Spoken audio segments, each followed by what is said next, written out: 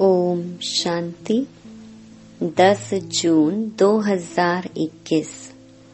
बाबा के महावाक्य।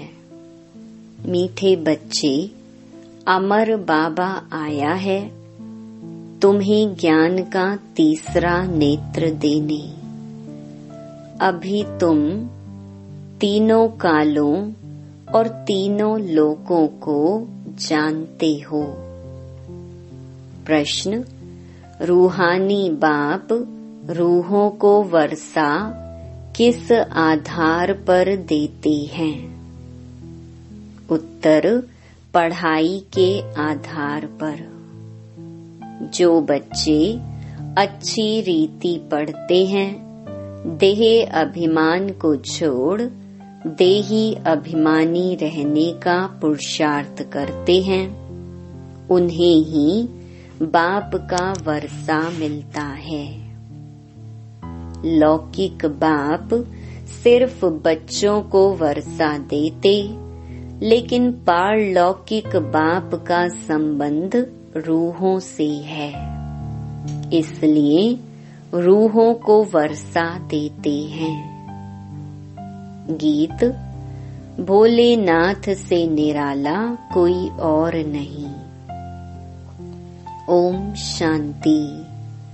रूहानी बच्चे रूहानी बाप से अमर कथा सुन रहे हैं। इस मृत्यु लोक से अमर लोक में जाने के लिए। निर्वाण धाम को अमर लोक नहीं कहा जाता। अमर लोक जहाँ तुम अकाले मृत्यु को नहीं पाते हो, इसलिए उनको अमर लोक कहा जाता है। रूहानी बाप जिसको अमरनाथ कहा जाता है, जरूर अमर लोक में ले जाने के लिए मृत्यु लोक में कथा सुनाएंगे। 3 कथाएं भारत में ही मशहूर हैं। अमर कथा सत्यनारायण की कथा, तीजरी की कथा।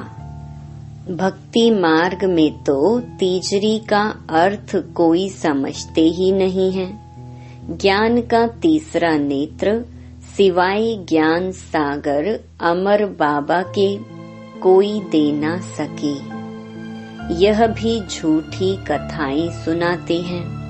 मीठे मीठे रूहानी बच्चे अब जान गए हैं कि हमको अब ज्ञान का तीसरा नेत्र मिल रहा है।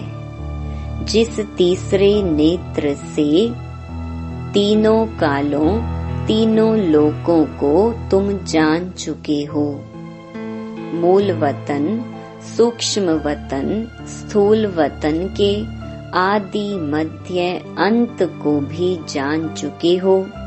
इसीलिए बच्चे अपने को त्रिकालदर्शी भी समझते हैं। तुम मीठे मीठे बच्चों बिगर सृष्टि में कोई त्रिकालदर्शी नहीं होता।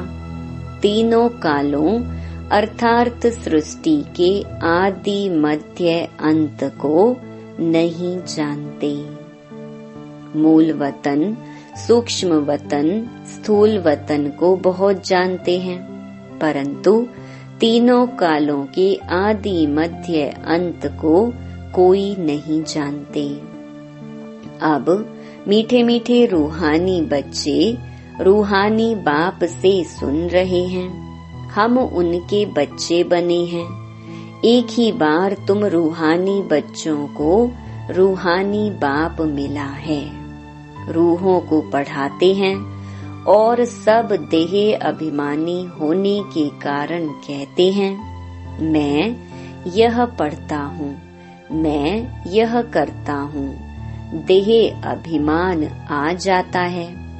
अभी इस संगम पर रूहानी बाप आकर रूहानी बच्चों को कहते हैं, तुम अच्छी रीति पढ़ो।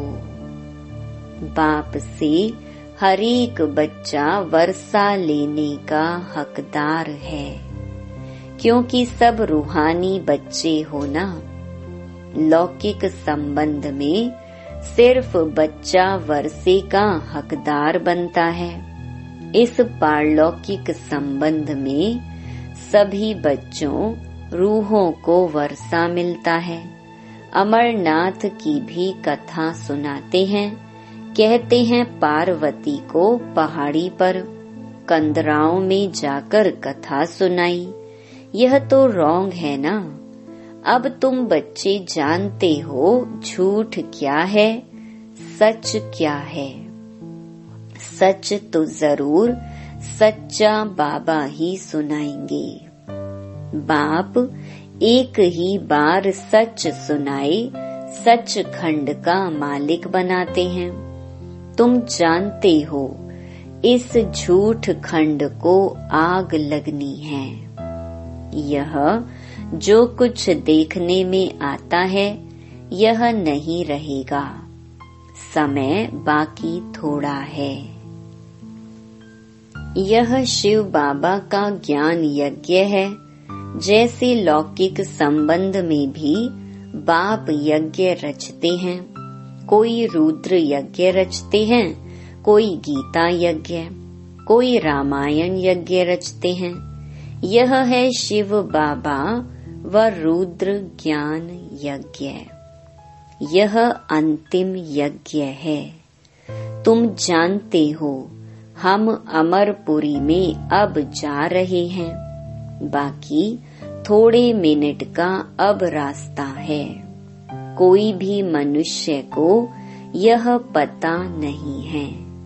वह तो कह देते हैं मृत्यु लोक से अमर लोक में जाने के लिए 40,000 वर्ष अभी पड़े हैं। अमर लोक सतयुग को कहा जाता है। तुम बच्चों को अभी बाबा सम्मुख बैठ अमर कथा, तीजरी की कथा, सत्य नारायण की कथा सुना रहे हैं।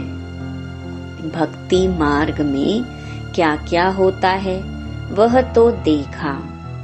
भक्ति मार्ग का कितना विस्तार है।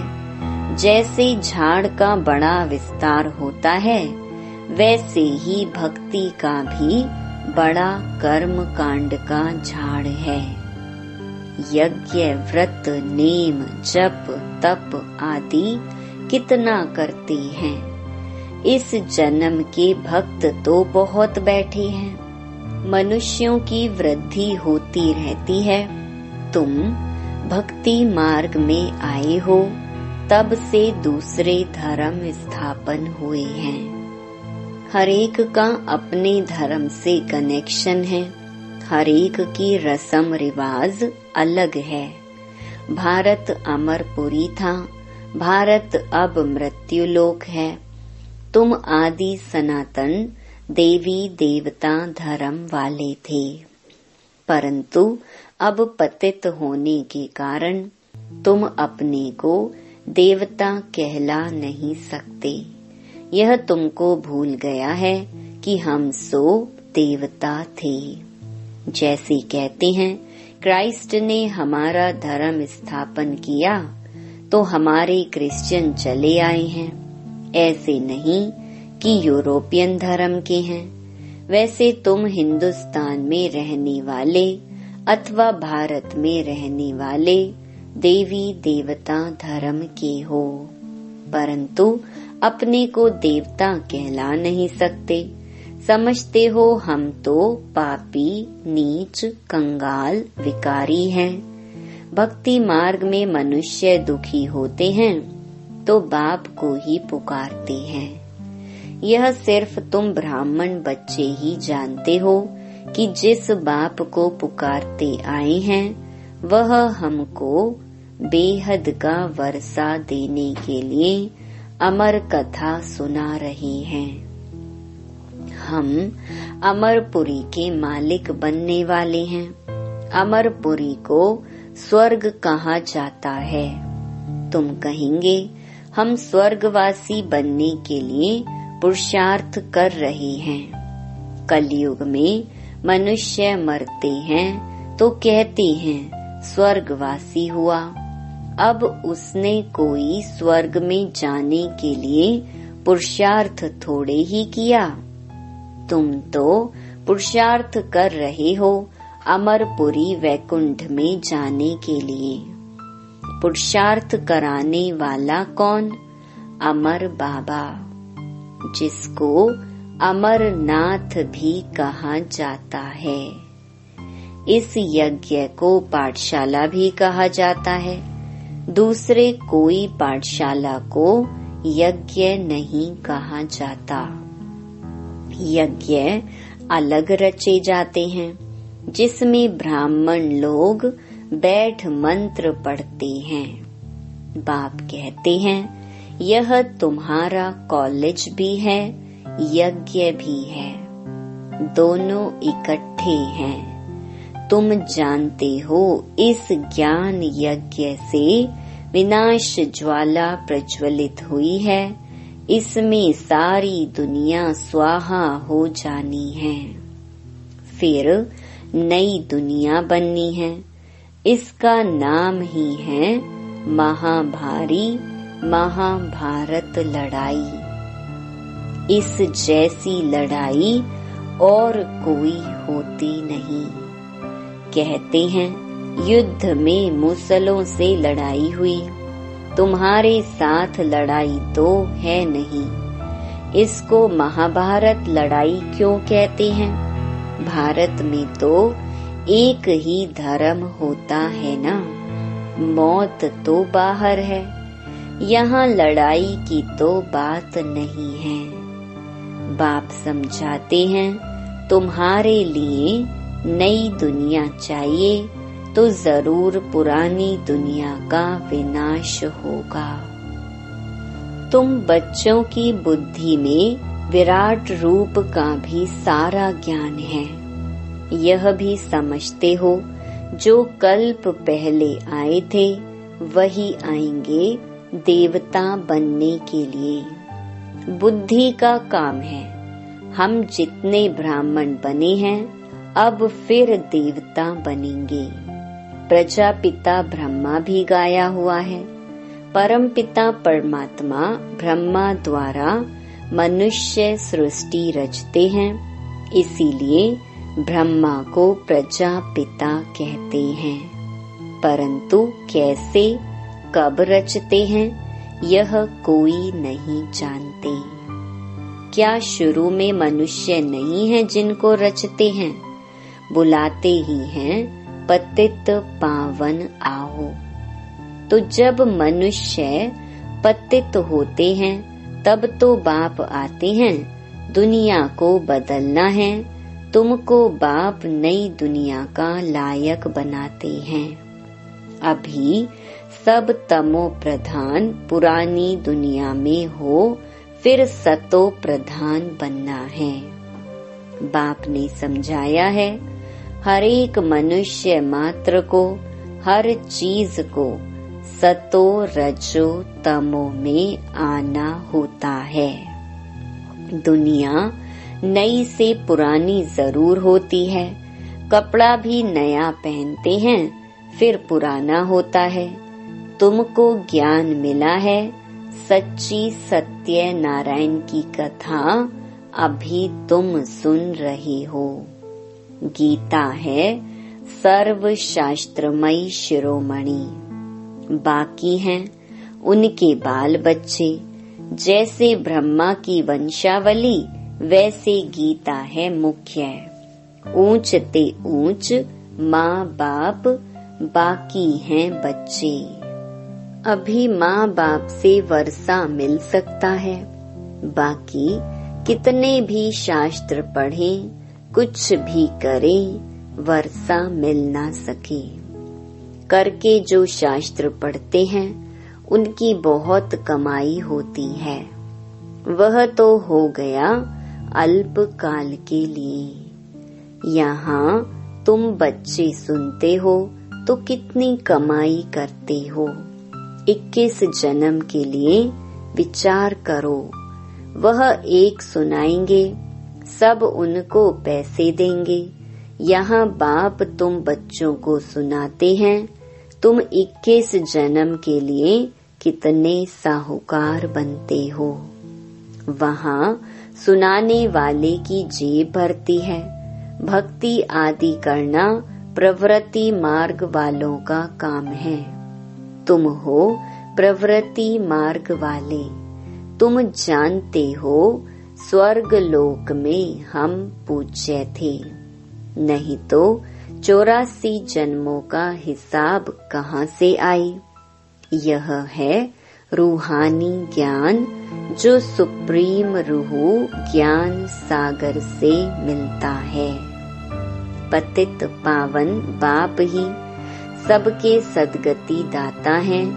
हम बच्चों को अमर कथा सुना रहे हैं। जन्म जन्मांतर झूठी कथा सुनते आए हो। अब सच्ची कथा सुनकर तुम 16 कला संपूर्ण बनते हो। चंद्रमा को 16 कला संपूर्ण कहा जाता है, सूर्य के लिए नहीं कहते हैं। तुम जानते हो हम आत्माएं भविष्य में सर्व गुण संपन्न 16 कला संपूर्ण बनेंगे। फिर आधा कल्प के बाद उन्हों में खाद पड़ जाती है। अभी तुम समझते हो हम फिर से सर्व गुण संपन्न 16 कला संपन्न 100 देवता फिर से बन रहे हैं। हम आत्माएं पहले अपने घर जाएंगे, फिर हम शरीर धारण कर 100 देवता बनेंगे, फिर चंद्रवंशी घराने में आएंगे। 84 जन्मों का हिसाब किताब चाहिए। किस युग में किस वर्ष में कितने जन्म हुए।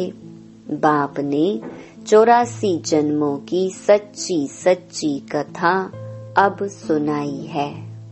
तुम बच्चों को कहेंगे तुम भारतवासी 84 जन्म लेते हो। अपने को एक तो ब्राह्मण समझना पड़े। मम्मा बाबा कहते हो ना, वर्षा शिव बाबा से लेते हो, ब्रह्मा बाबा द्वारा। ब्रह्मा भी उनका हो गया, ब्रह्मा से वर्षा मिल ना सके। यह भी भाई हो गया, यह शरीरधारी है ना। तुम सब बच्चे वर्षा उनसे लेते हो, इन ब्रह्मा से नहीं। जिससे वर्षा नहीं पाना है उनको याद नहीं करना है। एक शिव बाबा को ही याद करना है। उनको ही कहते हैं तुम मात पिता हम पालक तेरे। तुम इनके पास आते हो तो बुद्धि में रहता है हम शिव बाबा के पास जाते हैं। याद शिव बाबा को ही करना है। आत्मा बिंदी है, उसमें 84 जन्मों का पार्ट नुंधा हुआ है। आत्मा भ्रकुटी के बीच में रहती है, उड़ती भी सेकंड में है। मैं आत्मा एक शरीर छोड़ दूसरा लेता हूँ। भ्रकुटी के बीच जाए विराजमान होता हूँ। बुद्धि में समझ है हमारी आत्मा ऐसी है। सतयुग में तो कोई ऐसी चीज देखने की आशा नहीं रहती। आत्मा को देख सकते हैं दिव्य दृष्टि से। कोई इन आँखों से देखने की बात नहीं है। भक्ति मार्ग में ही साक्षात्कार करते हैं। जैसे राम कृष्ण का शिष्य विवेकानंद था, उसने बताया है मैं सामने बैठा था तो उनकी आत्मा निकल मेरे में प्रवेश हो गई। ऐसे कोई होता नहीं है। आत्मा कैसे एक शरीर छोड़ दूसरे में प्रवेश करती है, यह सब बातें तुम बच्चों को समझाई जाती हैं। अभी तुम समझते हो हम अमर लोक में जाने के लिए पुरुषार्थ कर रहे हैं। अमर लोक में हम जन्म लेंगे, वहाँ हम गर्भ महल में होंगे। यहाँ तो गर्भ जेल में बहुत त्राही त्राही करते हैं। अब आधा कल्प के लिए बाबा तुमको सब दुखों से छुड़ाते हैं, तो कितना प्यार से ऐसे बाप को याद करना चाहिए। अच्छा, मीठे मीठे सिकिलधे बच्चों प्रति मात पिता बाप दादा का याद प्यार और गुड मॉर्निंग। रूहानी बाप की रूहानी बच्चों को नमस्ते। धारणा के लिए मुख्य सार। पहला, स्वयं को रूह समझ रूहानी बाप से पढ़कर पूरा वर्षा लेना है। सचखंड का मालिक बनने के लिए सच्ची कथा सुननी और सुनानी है। दूसरा, जिस बाप से बेहद का वर्षा मिलता है उसे ही याद करना है, किसी देहधारी को नहीं। इस पुरानी दुनिया को आग लगनी है, इसलिए इसे देखते भी नहीं देखना है। वरदान, मन मनाभव की विधि द्वारा मन रस की स्थिति का अनुभव करने और कराने वाले सर्व बंधन मुक्त भव। जो बच्चे लोहे की जंजीरें और महीन धागों के बंधन को तोड़ बंधन मुक्त स्थिति में रहते हैं, वे कलयुगी स्थूल वस्तुओं की रसना व मन के लगाव से मुक्त हो जाते हैं। उन्हें देह अभिमान व देह के पुरानी दुनिया की कोई भी वस्तु जरा भी आकर्षित नहीं करती। जब कोई भी इंद्रियों के रस अर्थात विनाशी रस के तरफ आकर्षण न हो, तब अलौकिक अतीन्द्रिय सुख व मन रस स्थिति का अनुभव होता है। इसके लिए निरंतर मन मनाभव की स्थिति चाहिए।